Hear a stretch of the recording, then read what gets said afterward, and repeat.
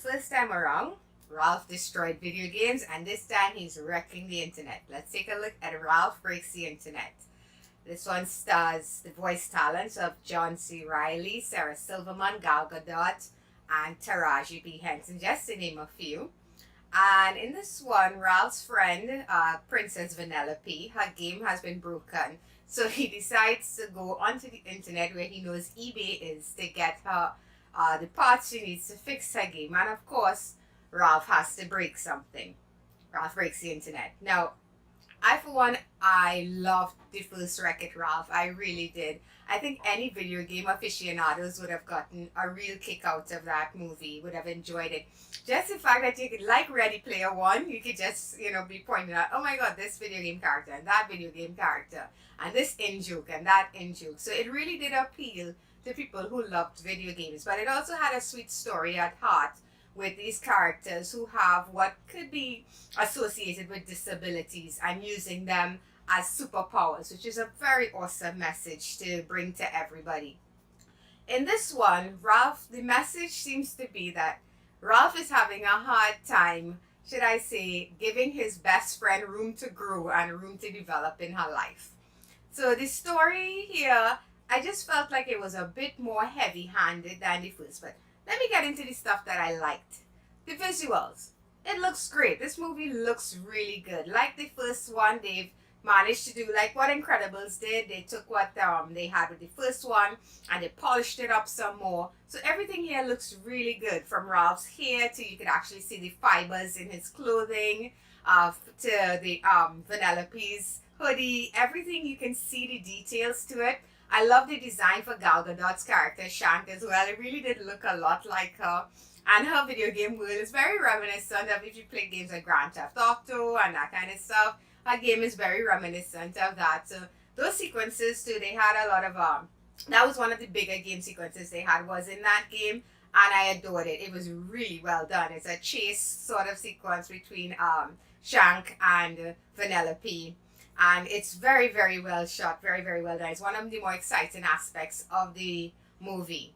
So visually, this movie has a lot to be proud of. The voice talents as well. Everybody here is flawless. And I have to say, Sarah Silverman as Vanellope, she really stood out to me. She has this quirky way. It's almost like her voice breaks sometimes when she's talking. But it's always, it always sounds sweet and cute. And it adds depth to Vanellope's lines and so forth.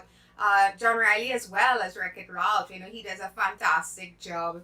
Gal Gadot as Shank, you could not see Gal Gadot when you were looking at the character, because it's obviously been designed to look like her, but it's a gorgeous character nonetheless, so I have no complaints there.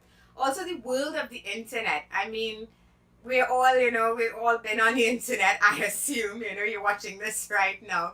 And a lot of people are familiar with social media. They have little in-jokes about eBay. There's Facebook. You can see Snapchat. You can point out a lot of different things in this one. My only thing with that is it was a little bit reminiscent of that horrible, horrible Emoji Movie. And that is not something you want to be thinking about at all when you're watching a movie like this. So the internet stuff, for people who came expecting more video game stuff, that might be a bit of a disappointment, as it was for me. I was really hoping for more of that, but the name of the movie says it all. As for the story of this movie, while I liked the message, I really did, that message of sometimes we have friends, as friends we grow, people develop, they grow apart, that sort of thing. And you have, if you're a true friend, you have to learn to let go of your friends and let them grow. It could also be applied to parents who, letting go of your kids as they grow older. They have to find their own way in life, that sort of thing. My issue really is that the message was a bit heavy-handed. At least it felt that way to me.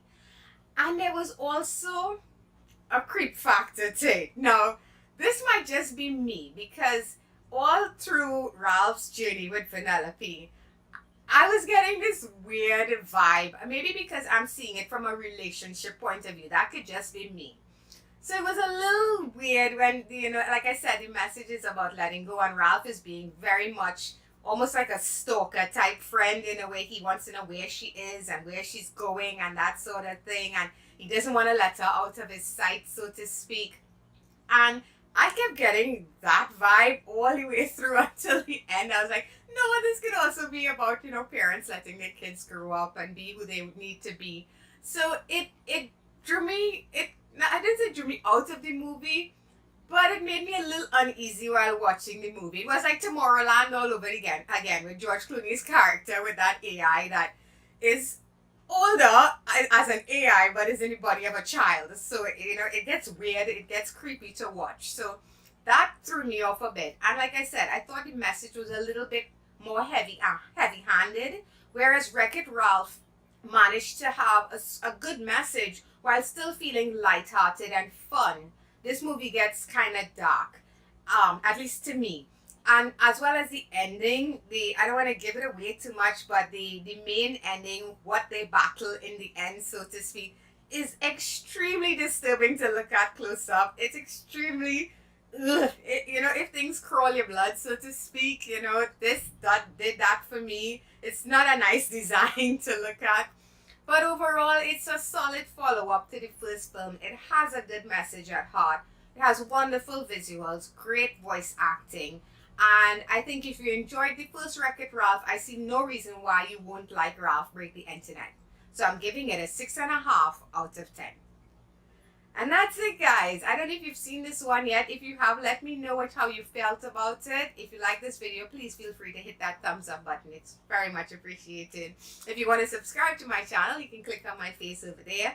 And don't forget to hit that notification bell for new videos. I try to upload at least once a week. I'm also on Stardust, guys. So if this is too long for you, I do 30-second reviews on Stardust under the same name, Movie Junkie, capital M, capital G. And that's it, guys. So until next time, bye-bye.